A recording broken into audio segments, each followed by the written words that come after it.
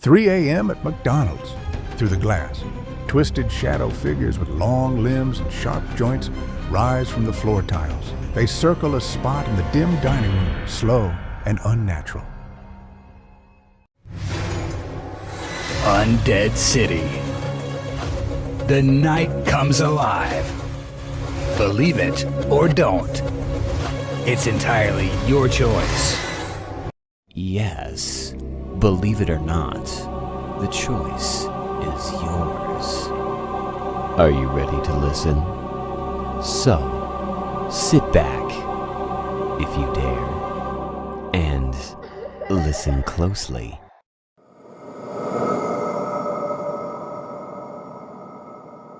There's something strange about the rain at North Hills Mall parking garage. 6 people have gone missing there in the past decade, all during rainstorms. All from level 3. Security cameras show them walking to their cars, then just vanishing. Police blame poor camera quality and faulty equipment. But I work security there. I've seen the footage they don't release to the public, the rain that falls upward, the figures that appear between the droplets, and last night, during the worst storm in years, I saw what really happens to those who walk alone through that garage when it rains. Rain has always been a comfort to most people, the gentle patter on windows, the clean smell after a storm. But after what I've witnessed at North Hills Mall parking garage, I can't hear rainfall without checking to see if it's falling in the right direction. I started working night security at the mall 3 months ago. Easy job, decent pay, monitor cameras, walk the rounds, make sure teenagers aren't hanging around after hours. Nothing exciting until the first heavy rain of autumn hit. I was in the security office watching the camera feeds. Most shoppers had left early because of the storm. The parking garage was nearly empty except for employee vehicles. That's when I noticed something odd on camera 12, level 3, section E. The rain wasn't falling straight down. Near one of the support pillars, droplets appeared to be moving sideways, then upward. I radioed Mike, the other guard on duty, to check it out. Standard procedure, investigate anything unusual. On my way, he said. I watched him enter level 3 on the camera, walk toward section E. The rain intensified, hammering against the concrete. The camera image flickered. When it stabilized, Mike was gone. I ran a playback. 1 second he was there, the next, nothing, like he'd stepped behind an invisible curtain. I called his radio, no response. Called his cell, straight to voicemail. I should have called the police immediately. That would have been protocol. Instead, I grabbed my flashlight and headed to level 3 myself. The garage was eerily quiet despite the rain. Each level has open sides, so you can hear the storm but stay relatively dry under the concrete ceiling. Level 3 was darker than usual. Several lights were out, creating pools of shadow between the parked cars. I reached section E, where Mike had disappeared.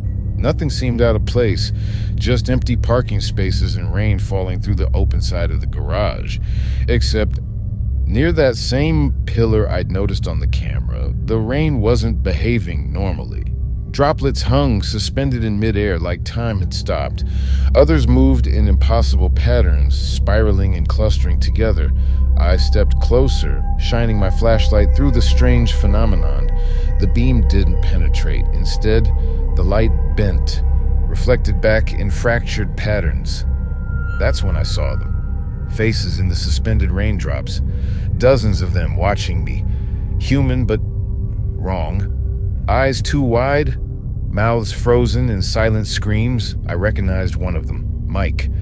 I stumbled backward, nearly falling. The faces began to move, raindrops flowing together, forming a vaguely humanoid shape made entirely of water.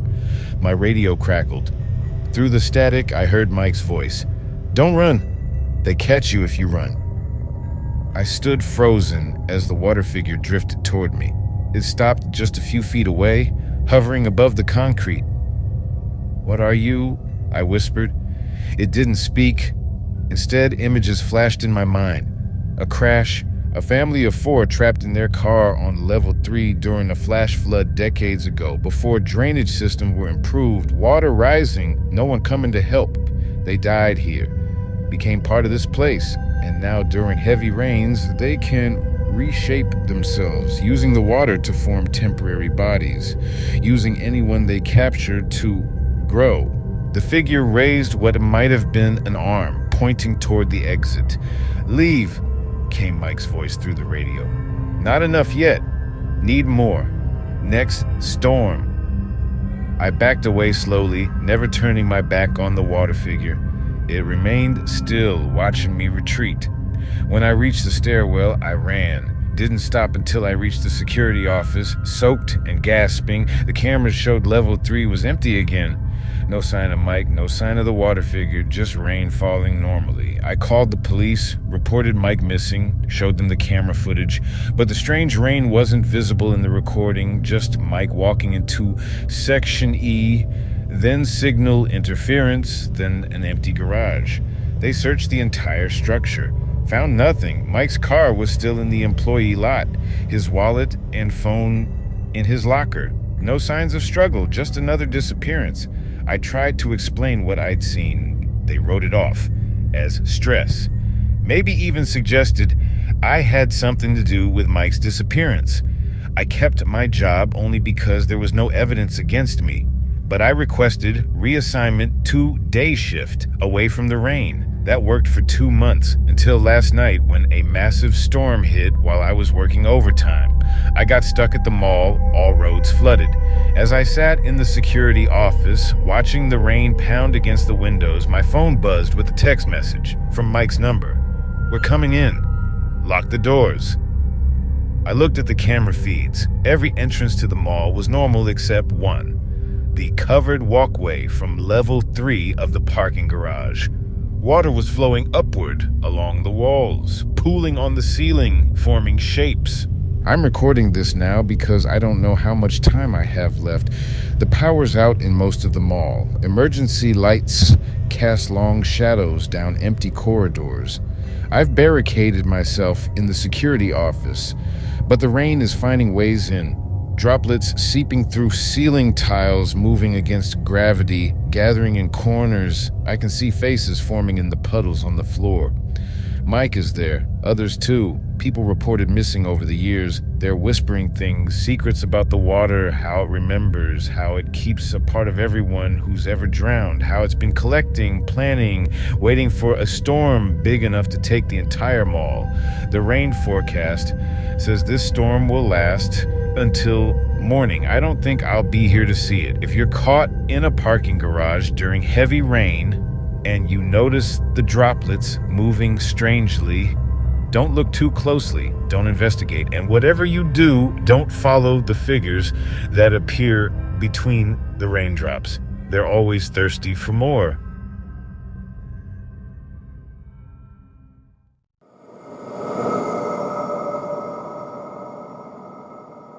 Three weeks ago, I started working night shifts for a food delivery app. Easy money, quiet streets, no traffic, but there's this one order that keeps coming through, always at 2:37 a.m., always from the same McDonald's, always a single black coffee, extra hot. The drop-off address? An abandoned building where a delivery driver died last year. I've canceled it 4 times now. Last night, I finally accepted it. The app said the customer would meet me outside. What I saw there changes everything I believe about death and why the dead might still crave something as simple as coffee. We all have strange experiences that we can't explain. The key in the wrong place. Items moving when no one's home. Most of us brush these off as forgetfulness or imagination. But sometimes there's no rational explanation. I never believed in ghosts. Not until I started midnight deliveries in London. The job seemed perfect. I'd work from 10 p.m. to 6 a.m. when orders slowed down and the streets empty. My flatmate works nights too, so our schedules matched up. Plus, night deliveries pay better. Win-win. The first 2 weeks were boring. Drunk students ordering burgers, hospital staff grabbing late dinners, nothing unusual until that first order came through. It was a slow Tuesday, rain pounding the streets. I hadn't had an order in almost an hour when my phone pinged. McDonald's on Kilburn High Road. One item, large black coffee, extra hot, simple enough. The address was an old brick building about 2 miles away. The note said, "Meet outside. We'll be waiting." I remember pulling up and immediately feeling something was off. The building had boards on the windows, no lights, definitely not occupied. I called the customer, no answer. After waiting 5 minutes, I marked it as undeliverable and kept the coffee for myself. The next night, same order. Exactly 2:37 a.m. Same McDonald's, same address, same note. This time I canceled before picking it up. Figured it was a glitch in the app or someone playing a prank, but it kept happening every single night, always 2:37 a.m. on the dot. After the 4th time, I mentioned it to the McDonald's night manager while picking up another order. "Oh, you got his order," she said, looking uncomfortable. "The coffee ghost." She told me a story that made my blood run cold. Last year, a delivery driver named Marcus had been making a late-night McDonald's run when he was hit by a drunk driver right outside that abandoned building. DOA at the hospital. His last order, a large black coffee. The manager said some drivers claimed they'd delivered to that address, but no one was ever there to receive it. They'd leave the coffee on the steps, and when they looked back, it would be gone. I laughed it off. Urban legends spread fast in this line of work, but I couldn't shake the feeling there was something more to it. So last night, I accepted the order again. Picked up the coffee from McDonald's. The night staff gave me strange looks but didn't say anything. I drove slowly to the address, rain tapping against my windshield like impatient fingers. The building looked the same. Abandoned, dark, unwelcoming. But this time I noticed a small memorial on the fence outside. Faded flowers, a laminated photo of a young man. Marcus. I parked across the street and waited, engine running. The clock on my dashboard read 2:52 a.m. That's when I saw him, a figure standing in the rain, no umbrella, no hood, completely dry despite the downpour. He wore the same uniform as me, same delivery bag slung over his shoulder. My phone pinged. Customer waiting at delivery location. I should have driven away. Anyone with sense would have, but curiosity is a powerful thing. I grabbed the coffee and crossed the street. The figure didn't move as I approached, just watched me with eyes that seemed to absorb light rather than reflect it. "Delivery for Marcus?" My voice sounded small against the rain. He nodded, reached for the cup. His fingers passed through mine as he took it. Cold, like walking through a freezer door. "Been waiting a long time," he said, voice distant yet clear. "No one ever comes." "Why coffee?" I asked, suddenly not afraid, just sad. "Why order this every night?" He looked at the cup in his translucent hands. "Last thing I was supposed to deliver. Never completed my shift." He smiled faintly. "Can't clock out until the job's done." I watched as he raised the cup to his lips. The coffee didn't spill or pour through him like I expected. It simply disappeared as he drank. "Thank you," he said, then looking at my phone. "Don't forget to mark it delivered." I did. My hands shaking, I pressed delivered on the app. A notification appeared immediately. Final delivery completed. Shift ended. When I looked up, both Marcus and the coffee were gone. It's been a week since that night. The order hasn't come through again.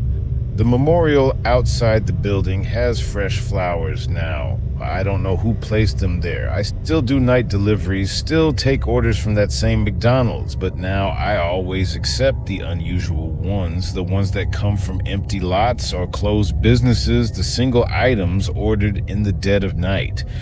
Because sometimes completing a delivery means more than dropping off food. Sometimes it's about helping someone finish their final task. Tonight, I've got a new order. 3:14 a.m., a single strawberry milkshake to be delivered to the old bridge where a teenage girl jumped last summer. The note says, "Just leave it by the railing. I'll find it." Some deliveries are for the living. Others are for those caught in between. and I've become the driver who takes the orders no one else will accept. If your food delivery app pings at an unusual hour, with a single item going to a strange location, consider accepting it. Someone's waiting. Someone's been waiting a very long time.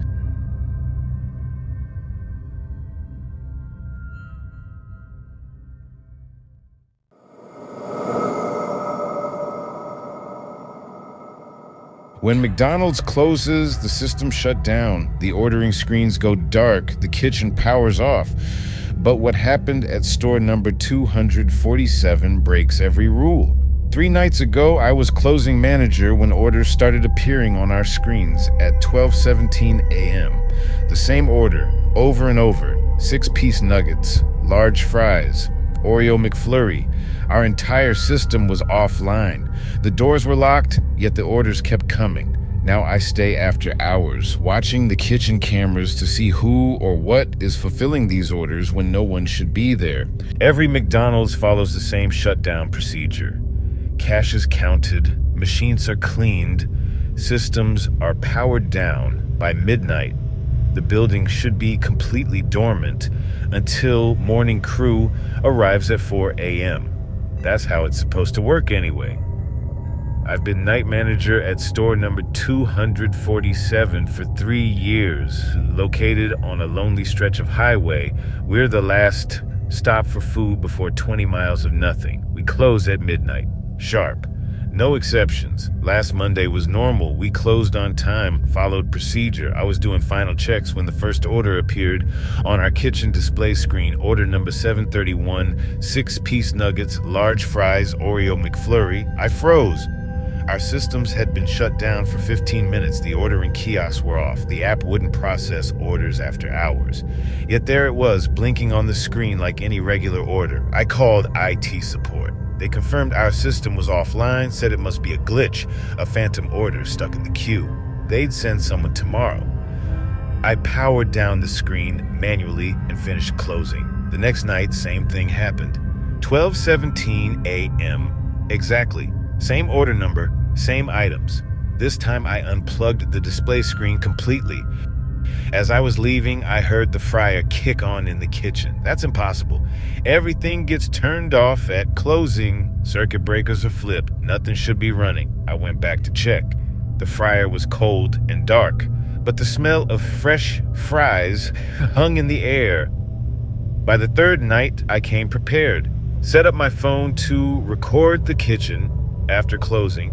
Told my staff I had paperwork to finish. 12:16 a.m. I was alone, watching through the office window. The restaurant was dark except for security lights. 12:17 a.m. The order display screen lit up by itself even though it wasn't plugged in. The same order appeared, then the fryer lights came on. The nugget timer started beeping, the ice cream machine hummed to life, but no one was there. On my phone recording, all I caught was darkness, equipment that appeared to run itself, food that seemed to float from station to station. I almost quit that night, almost walked out and never came back. But curiosity is a powerful force. I started researching the history of store number 247, found nothing unusual until I dug into local news archives. 5 years ago, before I transferred here, there was an accident, a teenager working late shift, closing alone against company policy. He'd been making himself a post-shift meal, nuggets, fries, and a McFlurry, when he slipped on a wet floor and hit his head on the corner of the fryer. Found the next morning by opening crew. His name was Daniel. He was 17. I tracked down former employees who'd worked with him. They said Daniel always closed, always made the same meal before leaving, always finished at exactly 12:17 a.m. according to time clock records. That's when I developed my theory, but I needed proof. Last night I stayed again, but this time when the order appeared, I did something different. I made it.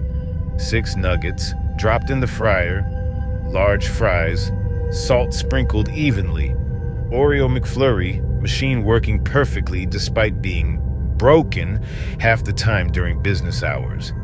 I placed the completed order on a tray at the pickup counter and waited. The bag moved, just slightly at first, then lifted entirely, hovered in midair as if held by invisible hands. "Daniel," I said to the empty restaurant. The lights flickered once. "You can't keep doing this. You don't work here anymore." The temperature dropped suddenly. My breath fogged in front of me. On the wall, the shadow of a person appeared, though I was alone. "Your shift is over," I said, gentler this time. "You can clock out now." The order disappeared, just vanished from the counter. The shadow faded. For a moment, I heard what sounded like a teenager's voice say, "Thanks, boss." Then the restaurant was truly empty. I thought that would be the end of it, that Daniel had finally clocked out for the last time. But tonight, something's different. It's 11:58 p.m. I've just sent my closing crew home, and the orders have started again. This time is not Daniel's usual meal. Order number 247, Happy Meal with extra toy. The cameras show something new in the kitchen, not a teenage boy's shadow, but something smaller, a child-sized figure standing by the Happy Meal toy display. Store number 247 has been here for decades. How many other employees have died here that I don't know about? How many customers? The Happy Meal box is moving now, floating toward the play place that's been closed for renovation. I should leave. I should walk out and never come back.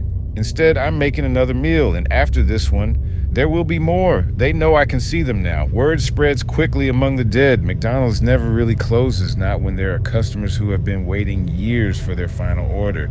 If you drive past a McDonald's after midnight and see the kitchen lights on, keep driving. Those meals aren't being prepared for the living.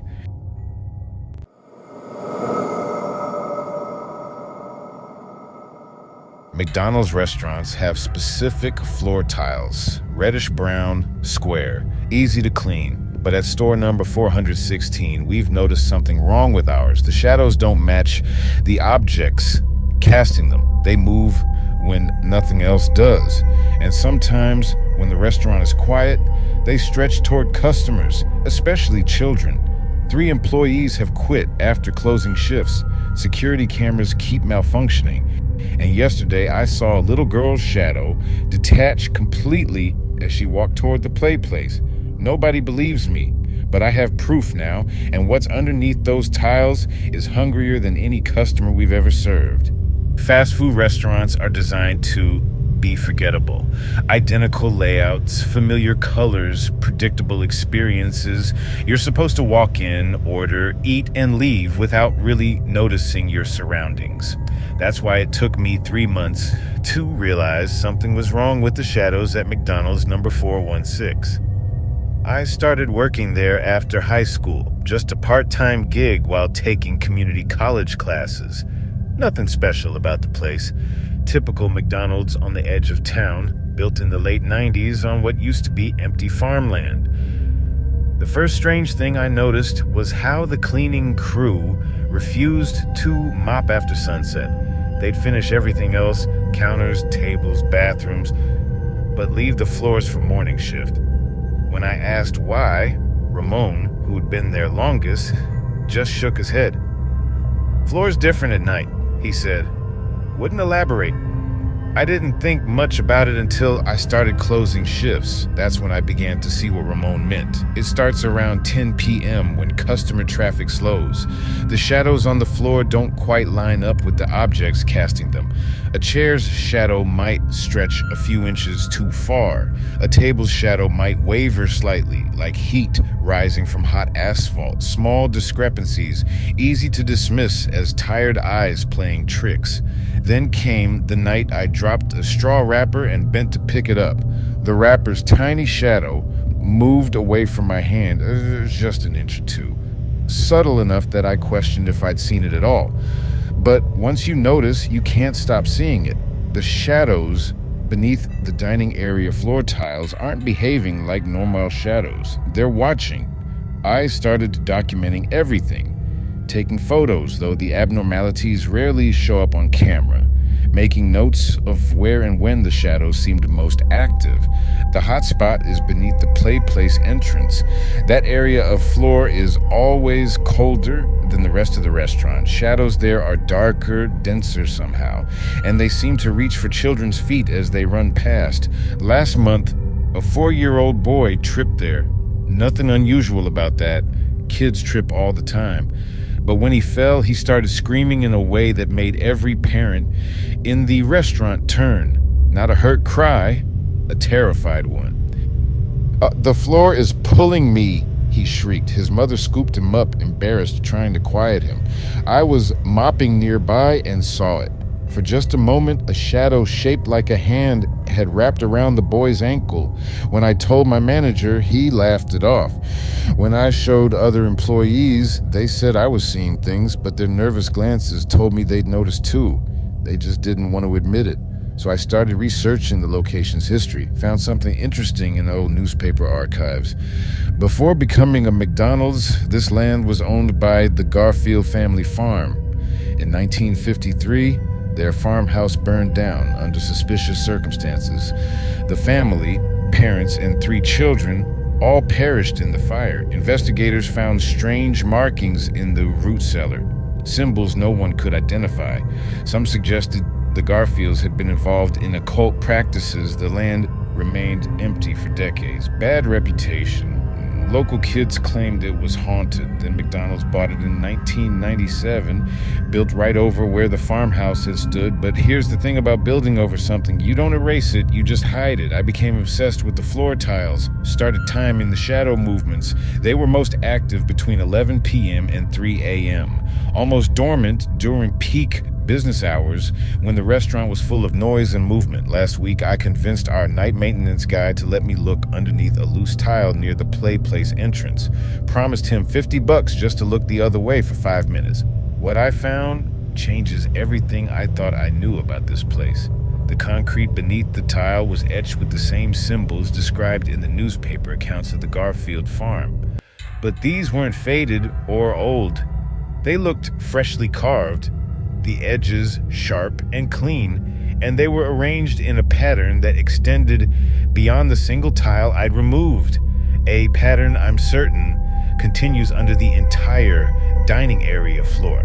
When I replaced the tile, my hand brushed against the symbol. Just for a moment, the shadow beneath my fingers darkened instantly, coiled around my wrist like smoke, then sank into my skin. For 3 days after, my shadow wasn't right. It moved a split second too slowly. Sometimes from the corner of my eye, I'd catch it making movements I wasn't making. On the 3rd night, I woke at exactly 3 a.m., felt compelled to drive to the restaurant, found myself standing outside, keys in hand, with no memory of the journey there. That's when I saw them. Shadows moving across the dining room floor inside the closed restaurant, human-shaped, but wrong, too tall, too thin, limbs at impossible angles. They circled the spot where the Garfield house once stood. I started filming with my phone. For once, the camera captured everything. The shadows rising from the floor like black smoke, forming into figures, moving with purpose. In the morning, I checked the security cameras. They showed me standing outside for 20 minutes, filming nothing. Just an empty restaurant with normal shadows, but my phone told a different story. The shadows were there, and in the final seconds of video, they noticed the camera. Turn toward it. Reach out. I've been calling in sick for 3 days now, haven't left my apartment because my shadow isn't mine anymore. It stretches toward my phone whenever I watch that video, reaches for the images of its friends, family. I don't know what to call them. My manager keeps texting, asking when I'm coming back. They're short-staffed for tonight's closing. I've sent copies of my research and the video to several paranormal investigators. No responses yet. I'm not sure the file's actually sent. Every time I check my sent folder, the messages are gone. The strangest part, I'm hungry all the time now. Nothing satisfies it. And I keep thinking about the McDonald's floor, about what's underneath it, about how long those things have been trapped there, feeding on scraps of shadow and fleeting human contact. I think I need to go back. My shadow is pulling me there, stretching toward the door even when I stand still. If you're ever in a McDonald's late at night and the shadows on the floor seem to move wrong, don't look too closely, don't investigate, and whatever you do, don't touch the tiles near the play place. Some things should stay beneath the surface. Some hungers should never be fed.